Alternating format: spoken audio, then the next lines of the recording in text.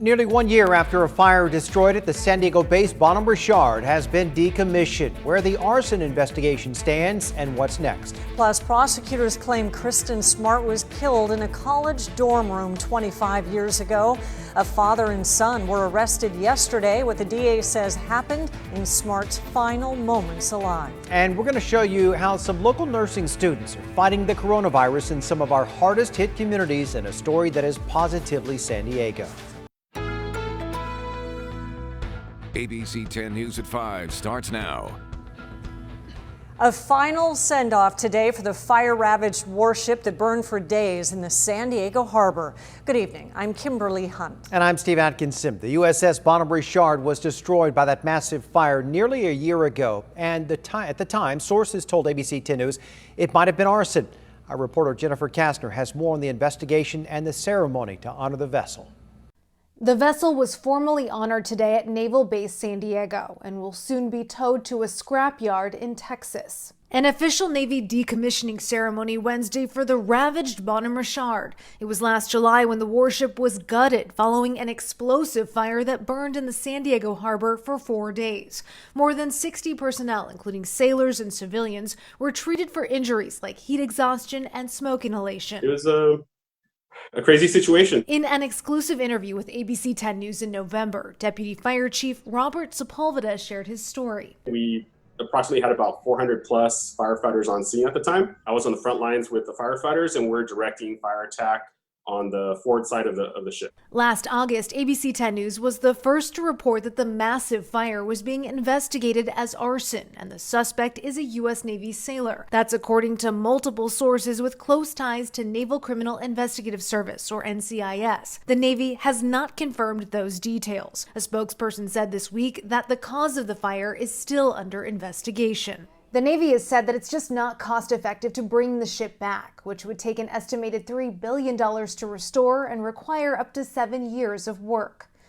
Jennifer Kastner, ABC 10 News. One day after revealing a major break in the case of missing California college student Kristen Smart, the district attorney is now claiming that she was killed in a dorm room during an attempted rape. As ABC 10 News reporter Cassie Carlisle explains, prosecutors say it all boils down to new evidence and new leads in the case. San Luis Obispo District Attorney Dan Dow said it plainly Wednesday morning. Today we mark the very first move to bring justice to Kristen Smart, her family, and to the entire community of San Luis Obispo County. Kristen Smart was a 19-year-old freshman at Cal Poly in 1996. She was last seen walking to her dorm with Paul Flores after a frat party. We certainly believe that Mr. Flores' dorm room was the crime scene. Dow said evidence collected over the years combined with new leads in the past year led to the arrest of Paul and his father Ruben Flores Tuesday. Dow announced he is charging Paul with first-degree murder during the commission of an attempted rape, and Ruben is charged with accessory after the fact in connection with helping to hide her body. Dow said they have not yet found her remains and will not stop looking, adding they are still building their case. Dow said there may be more victims of sexual assault, and Paul frequented San Pedro bars. We do have evidence in this case that leads us to conclude that there very well may be additional victims in the Southern California area. The LA police captain says they've collected evidence against Flores in 3 sexual assaults over several years. Paul is being held without bail. Ruben's bail is set at $250,000. The deputy district attorney said they will be asking for a higher bail amount to be set. Cassie Carlisle, ABC 10 News. Both defendants will be arraigned tomorrow morning in San Luis Obispo Superior Court. Now to the coronavirus and the pause on giving out the Johnson & Johnson vaccine. Just this afternoon, an independent group advising the CDC on vaccines decided not to vote on a recommendation for resuming the J&J shots. The doctors on the panel want more evidence to decide whether 6 cases of unusual blood clots are connected to the vaccine. The 2 San Diego doctors, they are on the panel. The CDC director says among the reasons for the pause is having time to alert healthcare providers about what to look for. There may be additional cases to report. We want people who have received a vaccine and their healthcare providers to be aware of these events and report them to the CDC and FDA. There is no timetable for when the panel will have enough information to vote on a recommendation. County health officials say there are no reports of any issues with blood clots for people who got the J&J vaccine here in San Diego. This afternoon, County Supervisor Nathan Fletcher said that we're in good shape to open vaccine appointments up to everyone 16 and older. This pause is going to have minimal to no substantive impact on our progress moving forward as a region.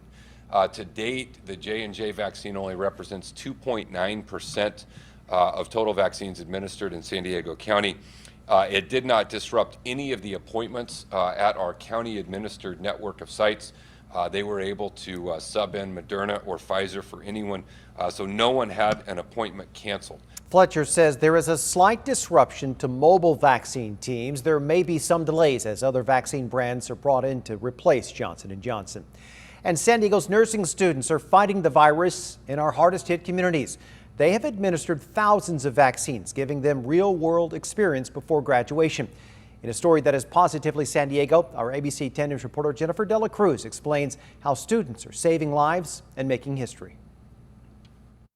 For Marlena Pittick, nursing is more than just a job. I feel like that's just like my niche. Like it's my role in society is to be a nurse, and that's my goal and my passion. And at San Diego City College, she's more than just a student.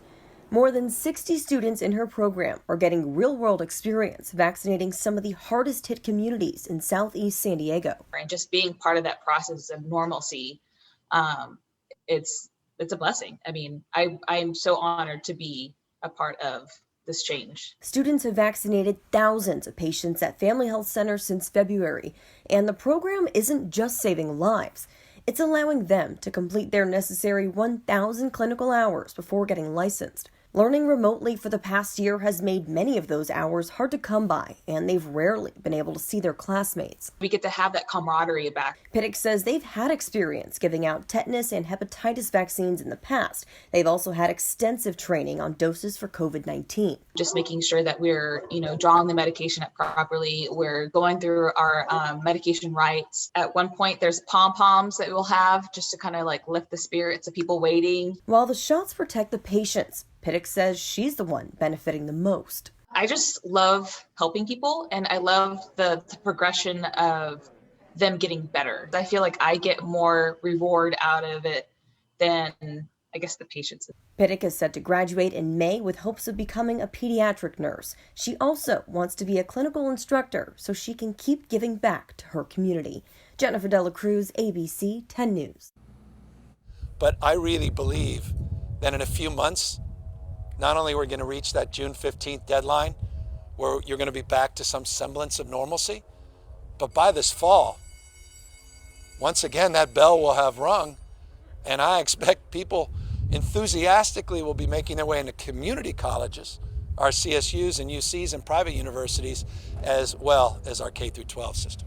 That was Governor Gavin Newsom saying that all California schools should reopen when the new academic year begins next fall. Newsom has repeatedly said that he sees no barriers to getting kids back into the classroom now as California's COVID-19 infections continue to drop and more residents they get vaccinated. But it's a far cry from the current situation in California where many schools have reopened classrooms part-time with a mix of in-person learning and at-home learning. The Del Mar Fairgrounds is releasing new details about a scaled-down version of the annual county fair. Homegrown Fun will run from June the 11th to July 4th. There will be fair food, shopping, a couple of rides and exhibits. Capacity, though, it will be limited, and guests will be required to wear masks and social distance and are encouraged to wash their hands often. Tickets will cost $10. They will go on sale online May 1st. And you can keep up with any new developments surrounding the pandemic by downloading our free mobile app. Just go to the App Store and search 10 News. No charges will be filed against the officer who shot and killed San Diego woman Ashley Babbitt during the Capitol riots in January. Babbitt, an Air Force veteran, was shot and killed during the insurrection at the U.S. Capitol on January 6th. Today, the U.S. Attorney's Office for the District of Columbia wrapped its investigation. It was determined the officer was acting in self-defense when he shot Babbitt. A friend of Babbitt told ABC 10 News back in January that he was shocked, but he wanted people to remember Babbitt as he knew her. Even if you consider it a mob, like mob mentality is a thing, no matter how good of a person you are, you can get hung up in it. So it's like, I just want people to know she was a cool person. After the shooting, the Capitol Police officer was placed on administrative leave. There is doubt in Congress that Capitol Police would be able to respond to another large-scale attack. A new internal report reveals that officers were not prepared to handle the riot. The report found the shields officers were using shattered on impact. Some of the weapons they were using were too old to use. It also found that Capitol Police were aware of a potential attack but ignored the warning signs. The Inspector General who wrote the report will testify tomorrow on Capitol Hill. Criminal charges are being filed against the Minnesota police officer who shot and killed Daunte Wright Sunday. And right now, more demonstrations are happening over Wright's death. As ABC's Rena Roy reports, it comes as protesters continue to take to the streets demanding justice. Today, Officer Kim Potter, who fatally shot and killed Daunte Wright, now charged with second-degree manslaughter. As they mourn their sudden loss, the family of the 20-year-old demanding justice. She was the law, right? Protect and serve. Put her in jail. Like they would do any one of us. Protesters echoing those calls, several hundred taking to the streets of Brooklyn Center, Minnesota for the third night in a row after police say Officer Kim Potter shot and killed Wright during a traffic stop. The deadly encounter unfolding on body camera video.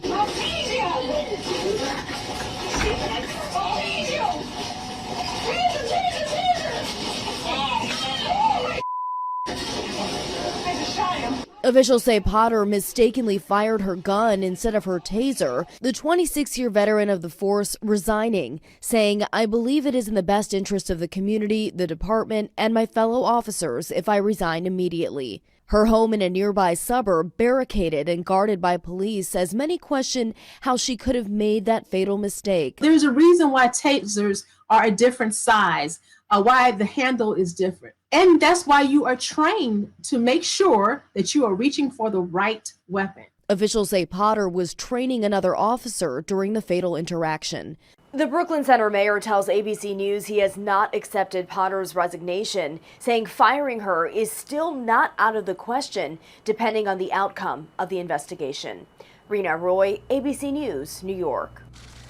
Bernie Madoff, the mastermind of the nation's biggest investment fraud, has died at the age of 82.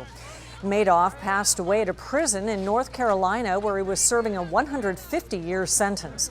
Last year, Madoff petitioned the court for early release, stating he had terminal kidney failure with a life expectancy of less than 18 months.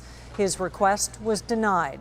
Madoff was the mastermind behind a $20 billion Ponzi scheme. He pleaded guilty to 11 felony charges in 2009.